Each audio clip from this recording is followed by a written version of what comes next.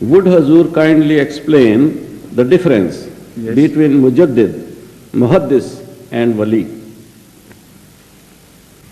Mujaddid, Muhaddis and Wali. Well, I should try to be as short as possible, but you have asked a very, very big question, in fact.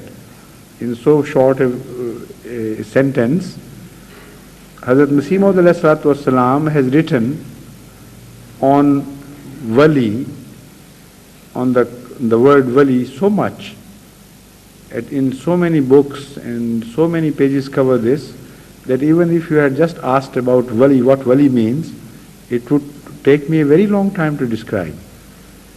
And you have asked 3 definitions to be explained in this short space. Such questions shouldn't be asked in such short sessions. These sessions are meant for odd questions which arise here and there in people's mind, which are not generally found in books. And they, such questions go on arising in various minds. So these sessions are in fact devoted to such questions, but not such as questions as are amply discussed in books and which occupy such large space that it would require many such sessions to answer those questions in true, even if you are very short, you still can't answer these questions. Awliyaullah is a word, for instance, are mentioned in the Holy Quran. And on this I have spoken in some of my sermons.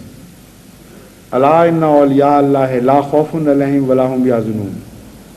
There are certain awliya on which fear doesn't appear, or never, to whom fear never comes, and who are never sorry for anything they have lost. They entertain no sorrow about their losses. Now what are they and what is meant by those awliya and those about whom angels address by saying, do not fear and do not show sorrow over what you have lost? There's so many differences about them. What are the awliyaullah in reality? What is their relationship to other prophets and other terminologies of Islam? These are very deep and wide questions which can be explained at quite some length, not in such short answers.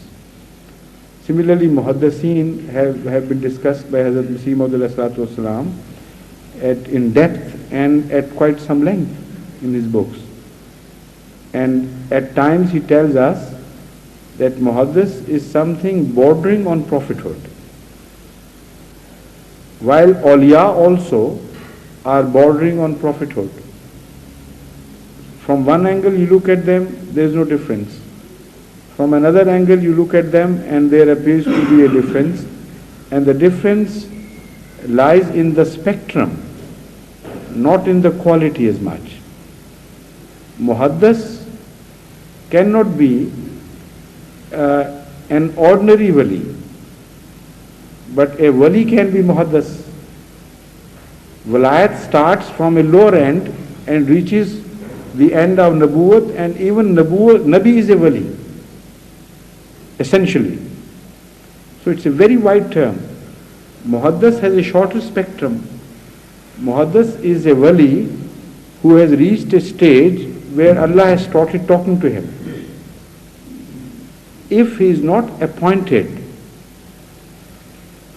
for a certain cause and is not commissioned by God, then he remains a muhaddis.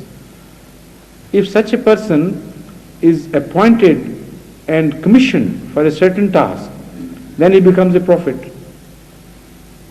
So potentially a muhaddis is a prophet. This is why Hazrat Masih Maud alayhi salatu wasalam has at times said that if you are so much averse to calling me a prophet, even a subordinate prophet, you can call me a muhaddis. Because as far as the station essential qualities are concerned, muhaddis has the same qualities as a prophet has. But he is commissioned, the prophet is, while muhaddis is not necessarily commissioned. And what was the third? Mujaddid.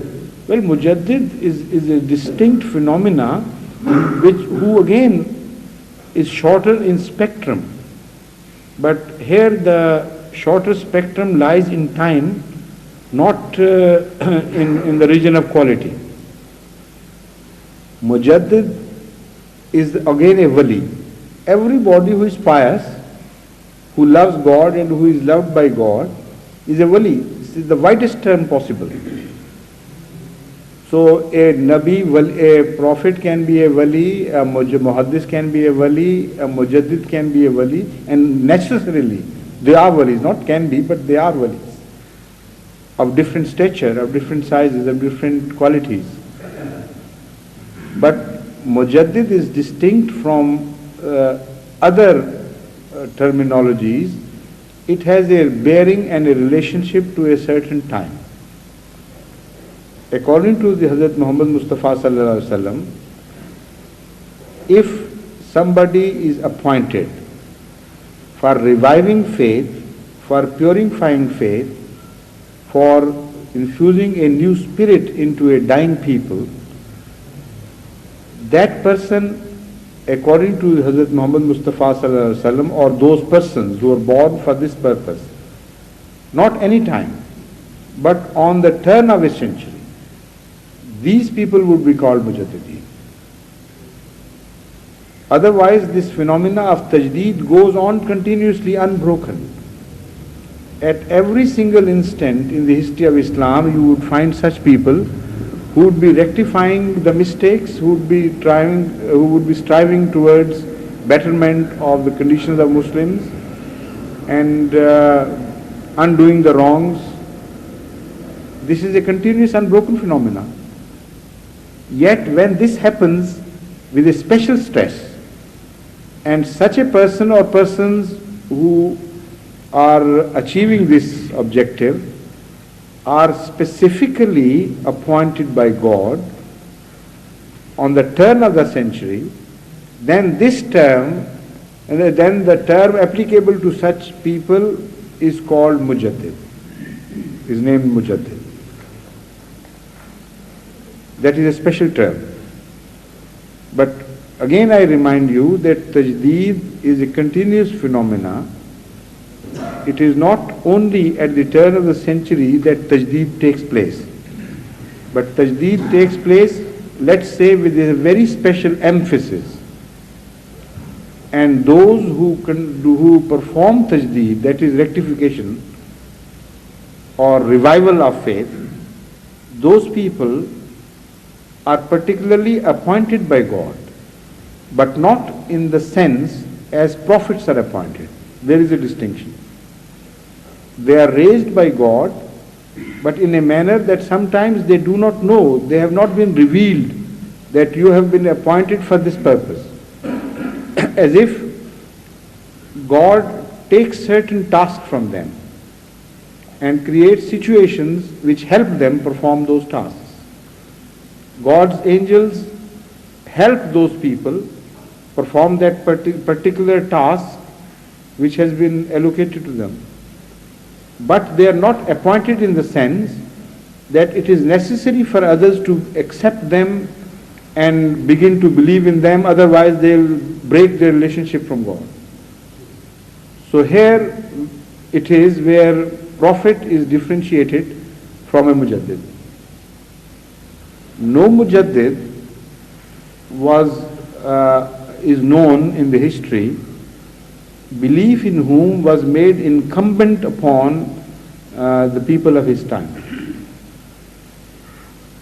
And no Mujaddid is witnessed in the history of Islam who is known to have made essential after his death. They performed a certain task during their lifetime, and when they passed into history, they lost their bearing, in the sense that they were no more effective, they were not performing any duty after the death. They never left a system which continued that alive which they had started.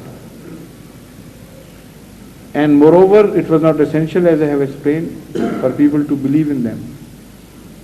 So Mujaddidiyat is different in that much from the phenomena of prophethood. In prophethood, Allah not only appoints such a person, but appoints in so many words, through revelation, and makes it manifestly clear to the person who is the recipient of those revelations that you have been raised for a certain task, go ahead and perform it. God is behind you, and whoever ever denies you would ultimately be brought to naught by God. And whoever denies you would have broken ties with God.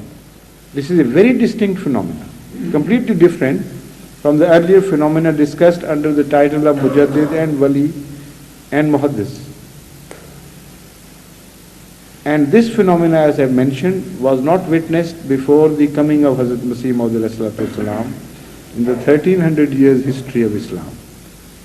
When such people die, their task does not end. It continues. Like Hazrat Muhammad Mustafa sallallahu alaihi wasallam. He met a physical death, but he is still the commissioned highest authority from God even after his death. His system has not died, his message has not died, his objective has not died, and it would continue till the end of the day. So a subordinate prophet also fits in the same way. When he comes, his system would remain alive behind him. Unless the purpose and objective is fulfilled, his system would not be permitted to die out. That is the distinctive phenomena of prophethood from Mujaddidiyya. Yes, please. Yes, yes. Assalamu alaikum.